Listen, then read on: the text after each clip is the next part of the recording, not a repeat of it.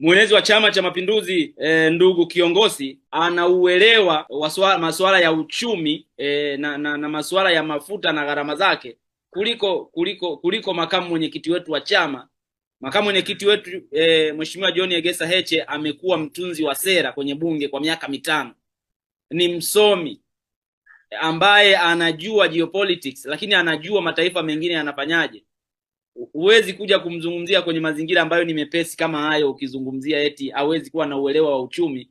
Wewe kwa kuwa katibu mkuu wa UVCCM, kuwa katibu mwenezi, sijui mwenyekiti wa mkoa, sijui mkuu wa mkoa, unaamini eti umepata exposure ya kuweza kujua hayo mambo. Unajidanganya sana. Lakini jambo la pili, amezungumza akasema kwamba makamu mwenyekiti amwachie mkurugenzi wa habari na uenezi wa chama ndo azungumze haya mambo. Nataka nimpe taarifa kwamba ajue kabisa straight kwamba katika watu tunajua tunachofanya na tunafanya kwa mujibu wa taratibu ni sisi Chama cha Demokrasia na Maendeleo, Chadema.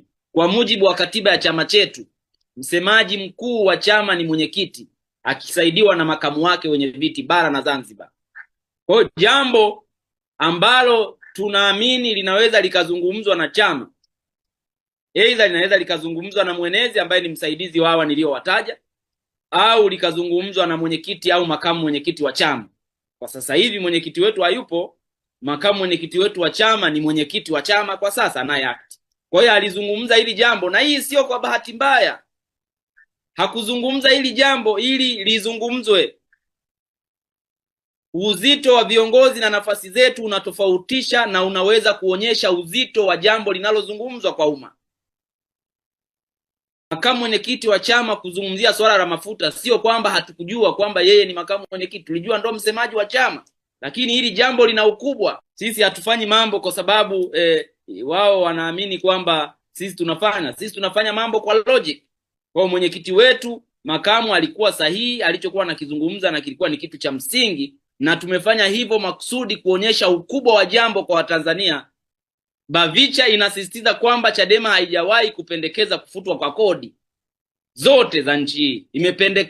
Imependekeza serikali iliangalie swala zima la kodi zilizoongezwa kwenye mafuta, kwa sababu inawezekana msiweze kufuta kodi zote, na mnatuambia kwa sababu ya utitiri wa kodi ulioko kwenye kodi za mafuta ndio mnachokitegemea, lakini mnashindwaje kupunguza hata gharama zenu za maisha? Na mbona ni wapi mliwahi kufunga mkataba wa kutumia ma VAT serikalini wote? Na kwenye hichi kipindi cha mafuta kuwa gari, VAT zenu mmeziweka wapi?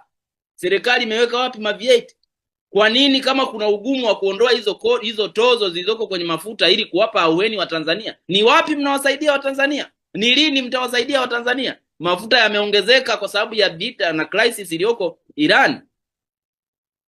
Huu mjadala tunawasisitiza sisi wasiugeuze kuwa ni mjadala wa kisiasa, kujikita kutaka kumjibu John Heche na kuonyesha alichofanya sio sahihi, baadaye unasema na ishauri serikali iangalie namna ya kuweka ruzuku. CCM waache kugeuza huu mjadala wa mafuta kufanya uwe ni mjadala wa kisiasa na kutafuta huruma kwa wanaoamini wafuasi wao.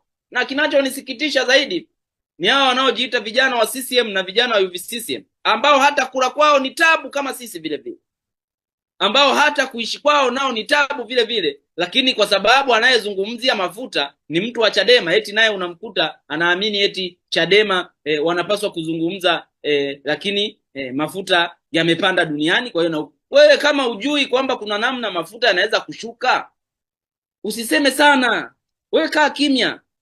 Kama kuna watu wanajua namna mafuta ilipaswa gharama ya mafuta ilipaswa kushuka kwenye nchi, wacha wakusemee. Hii ndio itakuwa ni ya msingi, kwa sababu ukienda kwenye petrol station, ukienda sehemu ya kununulia mafuta, uonyeshe kadi ya Chama cha Mapinduzi, uonyeshe kadi ya Chadema.